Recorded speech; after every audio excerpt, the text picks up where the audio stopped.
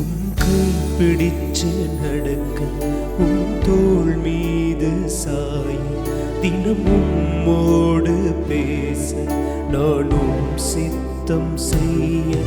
என் வாழ்வெல்லாம் நீரே, என் வழியெல்லாம் நீரே, என் பலனெல்லாம் நீரே, எனக்கெல்லாமே நீரே.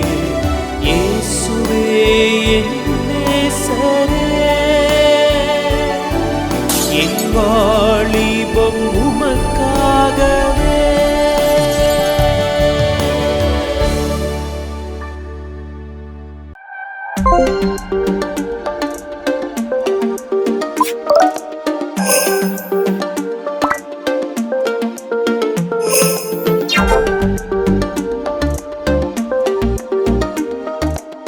கிராம மிஷனரி இயக்கம் சார்பாக நடத்தும் இந்த கண்மணியை கேள் நிகழ்ச்சியை பார்க்குற ஒவ்வொரு வாலிப பிள்ளைகளை நான் ஆண்டவராகிய இயேசு கிறிஸ்து நாமத்துல வாழ்த்துக்கிறேன். எல்லாரும் ரொம்ப சந்தோஷமா இருப்பீங்கன்னு நான் நம்புறேன். ஆண்டவர் உங்க ஒவ்வொருத்தரையும் ஆசீர்வதிப்பார். உங்க ஒவ்வொருத்தரை குறித்தும் ஏசப்பா ஒரு பெரிய திட்டம் வச்சிருக்கிறாரு. உங்க லைஃப்ல நீங்க நினைச்சு கூட பார்க்காத அளவுக்கு பெரிய காரியங்களை உங்க வாழ்க்கையில ஆண்டவர் செய்வாரு. இந்த நாள்லயும் ஏசப்பா வந்து உங்ககிட்ட பேசுற ஒரு வார்த்தை என்னதுன்னா, தேவன் வந்து நம்ம கூட பேசுற ஒரு வார்த்தை என்னதுன்னா, தேவனுடைய குறித்த நேரம், காட்ஸ் அப்பாயிண்டட் டைம். அதாவது நம்ம டைம்னு பார்த்தோம்னாலே நம்ம இப்போ உள்ள காலகட்டத்துல வாலிப பிள்ளைகளா இருக்கட்டும், பெரியவங்களா இருக்கட்டும், எல்லாருக்குமே வந்து என்ன மெயினா இல்லைன்னா டைம் இல்லை. எல்லாமே இருக்கு நமக்கு லைஃப்ல, டைம் தான் வந்து ரொம்ப ரொம்ப லேக் ஆயிட்டு இருக்குங்க. Time is very very short எல்லாருக்குமே. இப்போ உள்ள காலத்துல வந்து எல்லாமே ஃபாஸ்டா ஓடிட்டு இருக்கும். ஃபாஸ்ட் ஃபுட்ல இருந்து இன்ஸ்டன்ட் நூடுல்ஸா இருக்கட்டும், இன்ஸ்டன்ட் டெலிவரியா இருக்கட்டும். இப்போ ஒரு விஷயத்த ஆன்லைன்ல ஆர்டர் பண்றீங்கன்னா அது ஒரு ஒரு வாரத்துல வர வேண்டிய பொருள் உங்களுக்கு 2 நாள்ல வர்றதுக்கு எத்தனையோ ஆப்ஷன்ஸ் இருக்குது. அதே மாதிரி நிறைய காரியங்கள் வந்து அதாவது இன்ஸ்டன்டா ஃபாஸ்டா பண்ணக்கூடிய காரியங்கள் நிறைய இருக்குது. ஸோ அப்படிப்பட்ட காலத்துல நம்ம இருக்கிறோம். Time is so precious and time is running so fast. ஆனா இந்த நாள்ல ஆண்டவர் உங்ககிட்ட என் மூலியமா பேசுற காரியம் என்னதுன்னா, wait for God's appointed time. அதாவது தேவனுடைய குறித்த நேரத்துக்கு நம்ம காத்திருக்கணுமா. தேவன் வந்து ஒவ்வொருத்தங்களுக்கும் ஒவ்வொரு நேரம் வச்சிருக்கிறாரு, காலம் வச்சிருக்கிறாரு. அதாவது நம்மளுடைய நேரம் அவருடைய நேரம் டிஃப்ரெண்ட். நம்ம கிளாக்கும் காட்ஸ் கிளாக்கும் ரொம்ப ரொம்ப டிஃப்ரெண்ட். நம்ம வாட்ச்ல ஒரு டைம் இருக்கும், ஆனா that is not the same as God's time. God's timing is always perfect. ஆண்டவருடைய குறித்த நேரம் எப்பொழுதும் வந்து பர்ஃபெக்டா இருக்கும். அது வந்து கொஞ்சம் முந்தியும் வராது, பிந்தியும் வராது. கரெக்டா ஆன் டைம்ல வந்து இருக்கும்.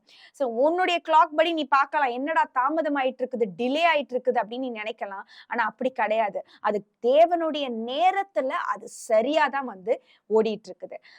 வேதத்திலையும் வந்து ஒரு வசனம் இருக்கு, நம்ம எல்லாருக்கும் தெரிந்த ஒரு வசனம். பிரசங்கி 3வது அதிகாரம் 11வது வசனம். அவர் சகலத்தையும் அதினதின் காலத்திலே நேர்த்தியாக செய்திருக்கிறார். In his time. அதாவது பர்ஃபெக்டா he makes everything beautiful. அதாவது அதை வந்து நேர்த்தியாக செய்வாராம். அதாவது God வந்து our God is not a God of imperfection. அவர் எந்த காரியத்தையும் வந்து ஒழுங்கினமா பண்ண மாட்டாரு. எல்லாத்தையும் ஒழுங்கும் கிரகமா வந்து செய்யறதுதான் நம்மளுடைய தேவன். சோ அவருடைய நேரம் வேற, நம்மளுடைய நேரம் வேற. சோ இந்த நாள்ல நம்ம அவருடைய நேரம் என்னது, அந்த நேரத்துக்காக நம்ம எப்படி காத்திருக்கணும், அந்த நேரத்துக்கு நம்ம காத்திருக்கும் போது ஆண்டவர் நம்மளுக்கு கொடுக்கிற சில சைன்ஸ், சில அடையாளங்கள்லாம் என்னென்ன அப்படின்றத பத்தி நம்ம பார்ப்போம். அதுக்கு முன்னாடி God's appointed time, அதாவது தேவனுடைய குறித்த நேரம் அப்படின்னு சொல்லும்போது கிரேக்க மொழியில வந்து அது என்ன போட்டிருக்குன்னா, வேதத்தின்படி கைரோஸ் அப்படின்ற ஒரு வார்த்தை. அதுக்குரிய அர்த்தம் என்னன்னா, the appointed time in the purpose of God or the right time. சரியான நேரம். கைரோஸ் அப்படின்றது என்னதுன்னா சரியான நேரம். அதே போல குரோனோஸ் அப்படின்ற ஒரு வார்த்தையும் இருக்குது அதே கிரேக்க மொழியில. அது என்னன்னா, அது வந்து அளவிட முடிகிற ஒரு நேரமா இருக்கும். இட் கேன் பி மெஷர்டு குவாலிட்டேட்டிவா. அது வந்து இத்தனை வினாடிகள், இத்தனை மாதங்கள், இத்தனை நாட்கள் அப்படின்னு சொல்லிட்டு அதை மெஷர் பண்ண முடியும். ஆனா இந்த கைரோஸ்ன்றதை வந்து நம்மளால மெஷர் பண்ணவே முடியாது. மனித அறிவு அவ்வளவுதான். நம்மளால அதை வந்து நினைச்சு கூட பார்க்க முடியாது. So God's timing is always perfect. It is always different. அது ரொம்ப டிஃப்ரெண்டா இருக்கும் காடோடைய டைமிங். இப்போ நீங்க எல்லாம் வந்து இந்த சீசன்ல வந்து மாம்பழம் சீசன். ஸோ மாம்பழத்தை வந்து நல்லா என்ஜாய் பண்ணிட்டு இருப்பீங்க. நிறைய பேர் ரொம்ப பிடிக்கும் நிறைய பேருக்கு மாம்பழம். ஆனா இதே மாம்பழம் நீங்க வந்து இப்ப சாப்பிடுற அந்த மே, ஜூன், ஜூலை அந்த 3 மாதங்கள்ல நீங்க சாப்பிடுற அந்த மாம்பழமா இருக்கட்டும், இல்ல தர்பூசணியா இருக்கட்டும், நீங்க வந்து டிசம்பர் மாசத்துல நீங்க எதிர்பார்க்க முடியாது. Mango will give fruit only in mango season. மாம்பழம் சீசன்ல மட்டும்தான் அது வந்து கனி கொடுக்கும். மற்ற நாட்கள்ல நீ வந்து என்னதான் முட்டி மோதி தண்ணி ஊத்தி எரு போட்டு என்ன செஞ்சாலும் அது கனி கொடுக்காது. மாம்பழம் சீசன் வரும்போதுதான் அது என்ன ஆகும், அதற்குரிய கனி கொடுக்கும். சோ நீ முதலாவது நீ தெரிஞ்சுக்க வேண்டியது என்னன்னா, தேவனுடைய குறித்த நேரத்தை நீ புரிந்து கொள்ள வேண்டும். அடுத்தது என்ன செய்யணும்னா, நீ அதை விசுவாசிக்கணும். God has a timing for me. தேவன் எனக்குன்னு ஒரு குறித்த காலம் வச்சிருக்கிறாரு, குறித்த நேரம் வச்சிருக்கிறான்றத நீ என்ன செய்யணுமா, அதை புரிந்து கொள்ளணும். இரண்டாவதாக அதை நீ வந்து என்ன செய்யணும், விசுவாசிக்கணும். நீயா வந்து அது சில காரியங்களை வந்து அவசரப்படுத்தக்கூடாது. அதே போல தாமதமாகுதுன்னு சொல்லிட்டு ஐயோ என் வாழ்க்கையில தடன் மட்டும் நீ நினைச்சிடாத. தேவனுடைய குறித்த காலம், குறித்த நேரம், கரெக்டான டைமிங்ல எல்லா காரியங்களும் நேர்த்தியாக நடக்கும். சோ இப்போ இந்த குறித்த காலத்துக்கு நீ வந்து காத்திருக்கும் போது ஆண்டவர் உனக்கு சில காரியங்களை உன்னுடைய வாழ்க்கையில கொடுப்பாரு, அடையாளங்களை கொடுப்பாரு. முதலாவதாக ஆண்டவர் என்ன உன் வாழ்க்கையில கொடுப்பாருன்னா, அவருடைய வாக்குத்தத்தம், his promise. So first நம்மளுக்கு God வந்து இந்த சீசன் ஆஃப் வெயிட்டிங்ல வந்து உனக்கு கொடுக்கிறது என்னதுன்னா his promise. ஓகே, சோ அப்போ வந்து நம்ம வேதத்துல பார்க்கும்போது பைபிள் ஃபுல்லா நிறைய இடங்கள்ல ஆண்டவர் நம்ம கூட பேசுற வாக்குத்தத்தங்கள் நிறைய இருக்குது, ப்ராமிசஸ். இந்த வருஷம் ஆரம்பிக்கும் போது உங்களுக்கு நிறைய வாக்குத்தத்தங்கள் ஆண்டவர் கொடுத்திருப்பாரு, நிறைய ப்ராமிசஸ் கொடுத்திருப்பாரு. அதெல்லாம் நீங்க எழுதி வச்சுக்கோங்க, உங்க டைரியில டேட் போட்டு எழுதி வச்சுக்கோங்க. ப்ராமிசஸ், ஆண்டவர் எனக்கு இந்த வருஷத்துக்கு இந்த வாக்குத்தத்தம் கொடுத்திருக்க பர்சனல் ப்ராமிசஸ். அதாவது சபைக்கென்று ஒவ்வொரு சபைக்கும் ஒவ்வொரு வாக்குத்தத்தங்கள் இருக்கும். நிறைய பாஸ்டர்ஸ் நிறைய ப்ரே பண்ணி கொடுப்பாங்க.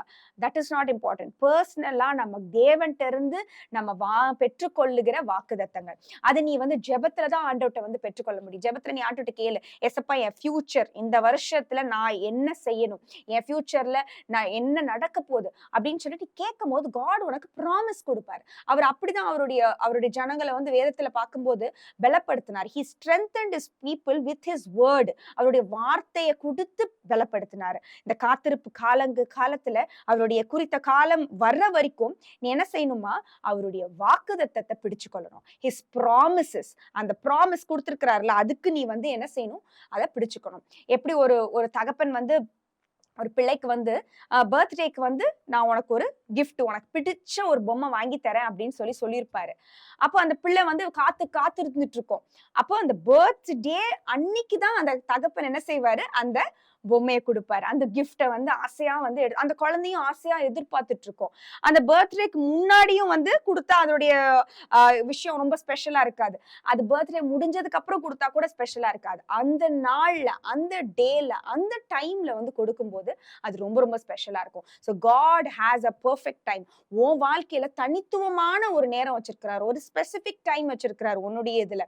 ஆபக்குக் 2வது அதிகாரம் 3வது வசனத்துல என்ன போட்டிருக்குன்னா, குறித்த காலத்துக்கு தரிசனம் இன்னும் வைக்கப்பட்டிருக்கிறது, முடிவிலே அது விளங்கும், அது பொய் சொல்லாது, அது தாமதித்தாலும் அதற்கு காத்திரு, அது நிச்சயமாய் வரும், அது தாமதிப்பதில்லை. சோ இதை பார்க்கிற ஒவ்வொருத்தவங்களுக்கும் ஆண்டவர் இந்த வாக்குத்தத்தத்தை சொல்றாரு, அது நிச்சயமாய் வரும், அது தாமதிப்பதில்லை. It will certainly come. It will certainlyனா நிச்சயமாய் வரும். ஆண்டவர் உனக்கு ஒரு ப்ராமிஸ் கொடுத்திருக்கிறாரா, விஷன் கொடுத்திருக்கிறாரா, கண்டிப்பா ஆண்டவர் வந்து அதை நிறைவேற்றுவாரு. மனுஷங்க தான் வந்து சில ப்ராமிஸ் செய்வாங்க, நான் உன்னை விட்டு பிரியவே மாட்டேன், நான் செத்தாலும் நான் உன்னை விட்டு பிரிய மாட்டேன், அப்படி இப்படி நிறைய இந்த வாலிப பருவத்துல நிறைய வந்து எம்டி ப்ராமிசஸ் கொடுப்பாங்க, காலியான வாக்குறுதிகள் கொடுப்பாங்க அந்த வாலிப பசங்க. அப்போ வந்து நம்ம என்ன செய்யணும், அந்த மாதிரி வார்த்தைகளுக்கு நம்ம விழுந்துடக்கூடாது. தேவன் வந்து உனக்கு ஒரு அழகான ஒரு love letter. The Bible is a love letter written by God. ஆண்டவர் எழுதியிருக்கிற ஒரு அன்பின் கடிதம். அவர் வந்து எழுதி கொடுத்திருக்கிறார், நான் உன்னை விட்டு விலகுவதும் இல்லை, உன்னை கைவிடுவதும் இல்லை அப்படின்னு சொல்லி கொடுத்துட்டாரு.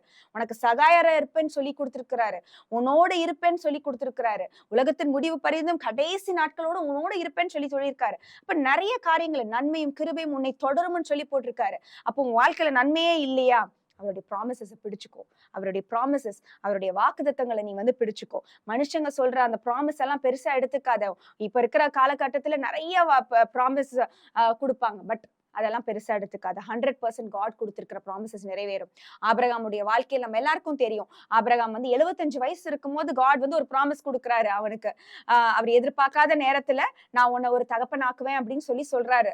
சாராவுக்கும் ஆபிரகாமுக்கும் கொடுக்குறாரு. ஆனா அந்த ப்ராமிஸ் நிறைவேறதுக்கு 25 வருஷம் ஆச்சு. அப்போ காட் வந்து சொல்லல, இந்த ப்ராமிஸ் வந்து 25 இயர்ஸ் கழிச்சுதான் நிறைவேறும்னு ஆண்டவர் சொல்லல. He promised. ஆனா ஆபிரகாம் காத்திருந்தாரு. அவர் வந்து கேட்கல எத்தனை வருஷம் ஆகும். நம்ம வாலிப பிள்ளைகள்லாம் வந்து ஒரு விஷயம் அம்மா அப்பா வந்து சொன்னாங்கன்னா அத்தனை கேள்விகள் நம்ம திரும்பவும் அம்மா அப்பாட்ட கேக்குறீங்க. அதாவது எப்போ, இது எதுக்கு, இது இப்படி நடக்குமா அப்படி நடக்குமா, லாஜிக்கலா நம்மளுடைய சிறிய மூளையை நம்ம யூஸ் பண்ணி நம்ம நிறைய கேள்விகள் லாஜிக்கா கடவுள்கிட்டயும் நம்ம கேட்க கூடாது. இது எப்படி நடக்கும், இப்படி ஏன் வீட்டு சூழ்நிலை இப்படி இல்லையே, இந்த படிப்பு படிக்கணும்னு சொல்றீங்களே ஆண்டவரே, ஆனா என் வீட்டு சூழ்நிலை இப்படி இல்லையே, இல்ல நான் இந்த தேசத்துக்கு போகணும்னு சொல்றீங்களே ஆண்டவரே, ஆனா எனக்கு வந்து அதுக்குரிய படிப்பு இல்லையே, இந்த வேலையை தருவேன்னு சொல்றீங்களே அதுக்குரிய தகுதி எனக்கு இல்லையே ஆண்டவரே. நம்ம லாஜிக்கா நம்ம யோசிச்சோம்னா எதுவுமே நம்மளால செய்ய முடியாது. ஆனா ஆண்டவர் பெரிய திட்டம் உங்களுக்கு குறித்து வச்சிருக்கிறார். அவர் கொடுத்திருக்கிற வாக்குத்தத்தங்களை நீ பிடிச்சு காத்துரு. அது தாமதமானாலும் அது நிச்சயமா நடக்கும் உங்க வாழ்க்கையில. அந்த டைம்ல, அந்த வெயிட்டிங் டைம்ல, அந்த காத்திருப்பு நேரத்துல நீ செய்ய வேண்டியது என்னதுன்னா, அவரை வந்து துதித்து கொண்டே இருக்கணும், பிரேஸ் பண்ணிட்டு இருக்கணும். அந்த டைம்ல வந்து நீ என்ன செய்யக்கூடாது, சாரால போல ஷார்ட்கட் எடுக்க கூடாது. ஒருவேளை கடவுள் நம்மளுக்கு சொல்லலையோ, ஒருவேளை நம்ம தான் தப்பா புரிஞ்சுக்கிட்டோமோ, அதுலயே நம்ம பார்த்தோம்னா ஆதியாகமம் 16வது அதிகாரம் 1-2 வசனங்கள்ல நம்ம பாக்குறோம். அவங்க சாரால் வந்து டவுட் பண்றாங்க. அவங்களுக்கு என்ன கேக்குறாங்க, ஒருவேளை அவளால் என் வீடு கட்டப்படும் என்றால், அதாவது அவங்க வந்து என்ன டவுட் பண்றாங்கன்னா, ஒருவேளை வந்து ஆகாரால என்னுடைய வீடு கட்டப்படுமோ, காட் இப்படி சொல்லியிருப்பாரோ. நம்ம வந்து we try to twist God's word. God கிளியரா டைரக்டா என்ன சொல்றாரு, சாரால் மூலியமா தான் என்ன பிள்ளை வரும் அப்படின்னு சொல்லி சொல்றாரு. ஆனா இந்த அம்மா என்ன யோசிக்கிறாங்க, இல்ல ஒருவேளை காட் இப்படி சொல்லியிருக்கலாமே அப்படின்னு சொல்லிட்டு என்ன செய்யறாங்க, அவங்களா ஒரு முடிவு எடுத்துக்கிறாங்க. இதை பார்த்து கொண்டு இருக்கிற வாலிப பிள்ளைகளே, நீங்க டவுட் பண்ணும்போது, when you have doubts, God ஒரு ப்ராமிஸ் கொடுத்திருக்கிறாரு, ஆனாலும் எனக்கு ஒரு டவுட் இருக்கு அப்படின்னு நீ நினைக்கும் போது நீ வந்து விரைந்து ஏதாவது தவறான முடிவுகளை எடுத்துறாத. அவசர முடிவுகளை கண்டிப்பா எடுத்துறாத. எப்படி சாரால் அவசரப்பட்டு ஆகார வந்து அவங்க குடும்பத்துக்குள்ள உள்ள கொண்டு வந்தாங்க, இஷ்மவேல் வந்தாங்க, அது ஒரு பெரிய சாபமா முடிஞ்சது. அதே போல காட் உனக்குன்னு குறித்து வச்சிருக்கிறத நீ அதற்காக காத்திருக்கணும். அது வரைக்கும் நீ எந்த டவுட்ஸுமே வச்சுக்க கூடாது. அப்படி டவுட்ஸ் இருந்துச்சுனாலும் வெயிட் பண்ணு. நீ அவசரப்பட்டு எந்த முடிவுகளும் எடுக்காத. ஆண்டவர் உனக்கு ஒரு நபரை காட்டுறாரா திருமணம் பண்ணணும்ட்டு, காத்துரு. அவருக்கு வாக்குதத்தை கொடுத்திருக்கிறாரா, காத்துரு. அந்த வாக்குதத்தை நிறைவேற்ற வரைக்கும், அந்த அப்பாயிண்டட் டைம் வரைக்கும் காத்துரு. அவசரப்பட்டு நீயா முடிவுகள் எடுத்து அந்த நபரை வந்து பேரண்ட்ஸோடைய சம்மந்தம் இல்லாம, இல்ல வந்து குடும்பத்துடைய சம்மந்தம் இல்லாம நீ வந்து திருமணம் செய்யாத. ஆண்டவர் குறித்த நேரத்துல உனக்கு ஏற்ற வாழ்க்கை துணைய உனக்கு ஏற்ற நேரத்துல ஆண்டவர் கொடுப்பாரு. நீ தேடி போக வேணாம். உன்னுடைய வாழ்க்கை துணைய அவர் வந்து ஏற்படுத்தி வச்சிருக்கிறாரு. He knows, God knows who is best for you.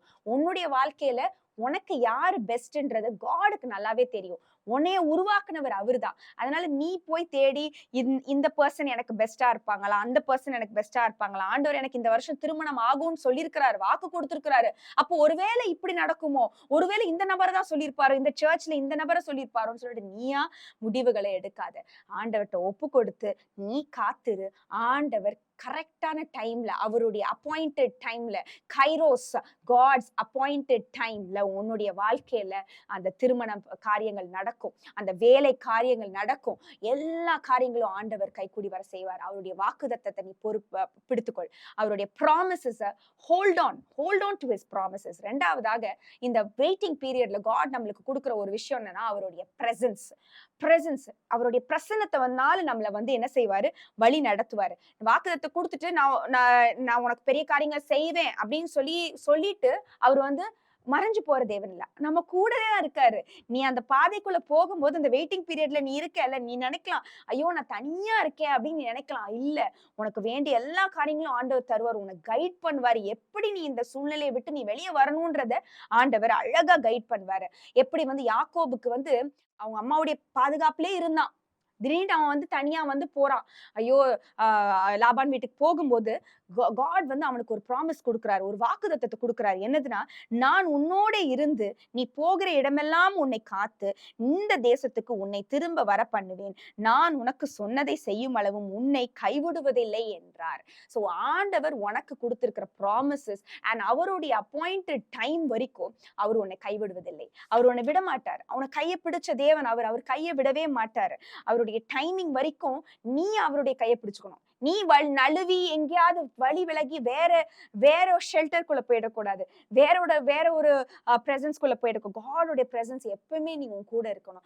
பழைய ஏற்பாட்டின் படி வந்து தேவனுடைய பிரசன்னம் வந்து எப்படி வந்து இஸ்ரவேல் ஜனங்களை வழி நடத்துதுன்னா, அவருடைய மேக ஸ்தம்பமும் அக்கினி ஸ்தம்பமும். அந்த பகல்ல வந்து ஒரு மேகம் இருக்கும். அந்த மேகம் வந்து மூவ் பண்ணும்போது இந்த இஸ்ரவேல் ஜனங்கள் மூவ் பண்ணுவாங்க. மேகம் நிற்கும் போது அவங்க நிற்பாங்க. சோ இதுதான் அவங்களுடைய பேட்டர்னா இருந்துட்டு இருந்துச்சு. ஆனா புதிய ஏற்பாட்டுல கிளியரா நம்மளுக்கு வந்து ஒரு ஃப்ரெண்ட வந்து ஜீசஸ் ப்ராமிஸ் பண்ணிட்டு தான் போயிருக்கிறாரு. யாருன்னா ஹோலி ஸ்பிரிட், பரிசுத்த ஆவியானவர் நம்ம கூடவே இருக்கிறாரு. நம்ம எல்லா இடத்துலயும், எல்லா நேரத்திலையும், எல்லா சூழ்நிலைகளையும் நம்ம கூட இருக்கிறவர் யாருன்னா பரிசுத்த ஆவியானவர். அவர் தான் நம்மளுடைய எல்லா காரியங்களையும் நடத்துவார். அப்பாயிண்டட் டைம் வரைக்கும், குறித்த காலம் வரைக்கும் பரிசுத்த ஆவியானவர் உங்களை நடத்துவார். இந்த இடத்துல போ, இந்த இன்டர்வியூ அட்டென்ட் பண்ணு, இந்த ஜாபுக்கு அப்ளை பண்ணுன்னு சொல்லிட்டு நம்மள ஞானத்தோட நம்மளை வழி நடத்துறவர் யாருன்னா பரிசுத்த ஆவியானவர். வேதத்துல வந்து ஒரு வசனம் இருக்குது, வலதுபுறமும் இடதுபுறமும் சாயும் போது வழி இதுவே என்று காதுகளில் உங்களுக்கு ஒரு சத்தம் கேட்கப்படும் ஒரு வார்த்தை சொல்லுது. அப்போ உனக்கு வந்து எந்த வழி எடுக்கணும், எந்த டைரக்ஷன் எடுக்கணும்னு ஒரே கன்ஃபியூஷனா இருக்கா? ஹோலி ஸ்பிரிட் உன்னை கைட் பண்ணுவாரு. இந்த வழியில போய் அந்த வழியில அப்படியே அழகா கைட் பண்ணி ஸ்டெப் பை ஸ்டெப் நீ வந்து உன்னுடைய அப்பாயிண்டட் டைம் வரைக்கும் அவருடைய பிரசன்னத்தினால உன்னை கைட் பண்ணுவாரு. எப்படி யோசேப்புடைய வாழ்க்கையில பாக்குறோம், அவருக்கும் ஒரு வாக்குத்தத்தம் கொடுத்துட்டாரு, அவருக்கும் ஒரு அப்பாயிண்டட் டைம் இருக்கு. ஆனா அந்த அப்பாயிண்டட் டைம் வரைக்கும் 17 வருஷம் அவருடைய பாடுகள், நிறைய கஷ்டம் வந்து அனுபவிக்கிறாரு யோசேப்பு. ஆனா எல்லா நேரத்திலும் நம்ம பாக்குறோம், ஆதியாகமம் 39வது அதிகாரம் 2வது வசனத்துல கர்த்தர் யோசேப்போட இருந்தார், அவன் காரிய சித்தி உள்ளவன் ஆயிருந்தான். அவன் எகிப்தியனாகிய தன் எஜமானுடைய வீட்டிலே இருந்தான். போத்திபாருடைய வீட்டுல இருக்கும் போதும் யாரு அவனோட இருக்கிறாரு? காட் அவனோட இருக்கிறாரு. நீ ஹாஸ்டல்ல இருக்கலாம், நீ தனியா இருக்கலாம், அம்மா அப்பா கூடயே இருந்திருப்ப, இல்ல அப்பா செல்லமா இருந்திருப்ப, இல்ல அம்மா செல்லமா இருந்திருப்ப. திடீர்னு நீ இப்ப படிக்கிறதுக்காகவோ இல்ல வேலைக்காகவோ நீ தனிமையில இருக்கலாம். நீ கவலைப்படாத மகளே, ஆண்டவர் உன் கூட இருக்கிறாரு. எப்படி யோசேப்போட அவன் தனியா இருந்தாலுமே ஆண்டவர் அவனோடு இருந்தாரு. எகிப்தியனுடைய வீட்டுல வந்து ஆண்டவர் அவனோடு இருந்தாரு. அதே போல அடுத்தது அவர் வந்து ஜெயிலுக்கு போறாரு. அங்கேயும் பாத்தீங்கன்னா 21வது வசனத்திலையும் கர்த்தரோ யோசேப்போட இருந்து அவன் மேல் கிருபை வைத்து சிறைச்சாலை தலைவனுடைய தயவு அவனுக்கு கிடைக்கும்படி செய்தார். எப்படி அந்த இடத்துலயும் ஜெயிலுக்கு போறாரு, அந்த சிறைச்சாலையிலையும் வந்து கர்த்தர் யோசேப்போட இருக்கிறார். கர்த்தர் எல்லா நேரங்கள்லயும் வந்து யோசேப்போட இருக்கிறார். அவருடைய presence was there with Joseph everywhere he went. அதுதான் வந்து அந்த குறித்த காலம் வரைக்கும். அப்ப அந்த இடத்துலயும் அவருடைய பிரசன்ஸ் இருந்ததுனாலதான் சிறைச்சாலையில இருந்து நேரா அவரு பேலஸ்க்கு, அதாவது ஃபாரோவுடைய பேலஸ்க்கு வந்து எடுத்துக்கொள்ளப்பட்டார். From the prison to the palace, his presence was there. God's presence was there. ஆண்டவருடைய பிரசன்னம் வந்து சிறைச்சாலையிலிருந்து அந்த சிங்காசனத்து கிட்ட வரைக்கும் ஆண்டவருடைய பிரசன்ஸ் வந்து யார் கூட இருந்தது? யோசேப்போட இருந்தது. அதே போலதான் ஆண்டவருடைய பிரசன்னம் கூட இருக்கும். முதலாவதா நம்ம பார்த்தோம், God's promise will be with you. Secondly, his presence will be with you. மூன்றாவதாக his protection will be with you. அவருடைய பாதுகாப்பு உன் வாழ்க்கையில இருக்கும். உன் வாழ்க்கையில, அதாவது அவருடைய அப்பாயிண்டட் டைம் வரைக்கும், அந்த குறித்த காலம் வரைக்கும் தேவனுடைய பாதுகாத்து வைப்பாராம். எப்படி வந்து நம்ம பார்க்கிறோம், 1 பேதுரு 5வது அதிகாரம் 6வது வசனத்துல, ஆகையால் ஏற்ற காலத்தில் தேவன் உங்களை உயர்த்தும்படி அவருடைய பலத்த கைக்குள் அடங்கியிருங்கள். சோ ஏற்ற காலம், அந்த காலம் வர்ற வரைக்கும் என்ன செய்யணுமா? நீங்க அவருடைய பலத்த கைக்குள், சாதாரண கை இல்லம்மா, பலத்த கை, அவருடைய பராக்கிரம் செய்கிற கை, அவருடைய அற்புதம் செய்கிற கை, அவருடைய பலத்த கரத்துக்குள்ள நீ அடங்கி இருக்கும் போது ஏற்ற காலத்துல ஆண்டவர் உன்னை உயர்த்துவார். அந்த கை வந்து அவ்வளோ அற்புதம் செய்யும், உன்னை பாதுகாக்கிற கரம். அதாவது அந்த பலத்த கரம் உன்னை பாதுகாக்கிற கரம். எப்படி உன்னை பாதுகாக்குமா? நோவாவுடைய வாழ்க்கையில நம்ம பாக்குறோம். நோவாக்கும் ஒரு அப்பாயிண்டட் டைம் இருந்துச்சு. எப்போ அந்த அந்த ஃப்ளட் எல்லாம் வந்து முடிஞ்சதுக்கு அப்புறம் புதிய பூமி, நியூ கிரியேஷன் காட் கிரியேட் பண்ணாரு. அதுல முதல் மனிதர்கள் யாரு? நோவாவோட குடும்பம் தான். அந்த அப்பாயிண்டட் டைம் வரைக்கும் அவர் வந்து எதுக்குள்ள இருக்க வேண்டியது இருந்துச்சு? ஒரு பேழைக்குள்ள இருக்க வேண்டியது இருந்துச்சு. அந்த ஒரு ஆர்க்குக்குள்ள. அந்த பேழைக்குள்ள எத்தனை பேர் இருந்தாங்க? அவங்களுடைய குடும்பத்தினர் 8 பேர் மொத்தமா. அது போக அத்தனை விலங்குகள் எல்லாரும் அந்த பேழைக்குள்ள இருந்தாங்க. அந்த பேழை கண்டிப்பா அந்த புயல்ல அசைஞ்சு பயங்கரமா வந்து குலுங்கியிருக்கும். அப்போ இவ்வளவு காரியங்கள் இருந்தாலும் நோவா அந்த பேழைக்குள்ளதான் இருந்தாரு. ஐயோ புயல் நின்றுச்சா, ஃப்ளட் நின்றுச்சா அப்படின்னு சொல்லிட்டு எட்டி பார்க்கல. அவர் வந்து டோரை உடைச்சிட்டும் வெளியவும் வர ட்ரை பண்ணல. He was inside the ark till God's appointed time. தேவனுடைய குறித்த நேரம் வரைக்கும் நோவா அந்த பேழைக்குள்ளேயே அடங்கி இருந்தாராம். அதே போலதான் ஆண்டவருடைய குறித்த காலம் வரைக்கும் நீ அவருடைய பலத்த கைக்குள்ள அடங்கி இருக்கும் போதுதான் உனக்கு பாதுகாப்பு. அந்த குறித்த நேரம் வரும்போது ஆண்டவர் வந்து உன்னை அழகா அவரே கதவை திறந்து அவரே வந்து வெளியே கொண்டு வருவார். திறந்த வாசல உனக்கு வச்சிருப்பாரு. அந்த நேரத்துல எந்த மனுஷனும் பூட்ட முடியாது. அந்த அப்பாயிண்டட் டைம் வரும்போது காட் அப்படியே குளோரியஸா உன்னை வெளியே கொண்டு வந்து புதிய துவக்கத்தை உன் வாழ்க்கையில பண்ணுவாரு. எப்படி நோவாக்கு ஒரு புதிய பூமியை ஆண்டவர் கொடுத்தாரு. ஒரு அழகான ஒரு பூமியை வந்து திரும்ப கொடுத்தாரு அவனுக்கு. அவரை வந்து குடும்பத்தையே பாதுகாத்தாரு அந்த நேரத்துல. அதே போல வந்து வானவில கொடுத்து அவருடைய ப்ராமிஸ், அவருடைய கவனன்ட்டை திரும்ப ஒரு தடவை வந்து அவருக்கு வந்து சொல்லி அவரை பலப்படுத்தினாரு. அதனால அந்த குறித்த காலம் வரைக்கும் நீ என்ன செய்யணுமா? அந்த பாதுகாப்புக்குள்ள இருக்கணும். அவருடைய ப்ரொடெக்ஷனுக்குள்ள இருக்கும்போது யூ வில் பி உன்னுடைய குறித்த காலம் வரும்போது ஆண்டவர் வந்து உன்னை உயர்த்துவார், உன்னை ஆசிர்வதிப்பாரு. எப்படி ஒரு பட்டர்ஃப்ளை வந்து அந்த புழுவை போல வந்து அந்த இதுக்குள்ள குக்கூன்குள்ள இருக்கும்போது அதுக்கு பாதுகாப்பு. அது பார்க்கும்போது அசிங்கமா இருக்கும். என்னடா நூல் நூலா இருக்கு, புழு மாதிரி இருக்குதே அப்படின்னு சொல்லிட்டு எல்லாரும் ரொம்ப அசிங்கமா பேசுவாங்க. அந்த புழு உன்னைய பார்த்து நிறைய பேர் காலேஜ்லயோ ஸ்கூல்லயோ நிறைய பேர் பேசலாம். ஒரு பூச்சி மாதிரி உன்னை ட்ரீட் பண்ண, அவ்வளவு புழு மாதிரி இருக்கலாம். ஆனா one day you will become a butterfly. நீ ஒரு பட்டாம்பூச்சியை போல அழகா வந்து கலர்ஃபுல்லா வந்து பறக்கும் போது இந்த கீழே பார்த்தாங்கல்ல, அவங்கெல்லாம் ஏறெடுத்து பார்க்கும்படி ஆண்டவர் செய்வார். ஆண்டவர் உன்னை உயர்த்துவார். நீ அதுக்குள்ள நீ அவசரப்படாத. அந்த நேரத்துக்குள்ள நீ அவசரப்படாத. இந்த சிச்சுவேஷனை பார்த்து நீ வந்து அவசரப்படாத. எப்படி வந்து ஒரு கோழி அந்த முட்டை போடும்போது அந்த முட்டைக்குள்ள அந்த கோழி குஞ்சு வந்து அதுவா முட்டி தான் வந்து அந்த ஷெல்லை உடைச்சு வெளியே வரணும். அதுக்குள்ள நம்ம வந்து அந்த கோழிக்கு ஹெல்ப் பண்றோம்னு சொல்லிட்டு ஷெல்லை உடைச்சோம்னா கோழியும் செத்து போயிடும், அந்த ஷெல்லும் வேஸ்ட், அந்த முட்டையும் வேஸ்டா போயிடும்.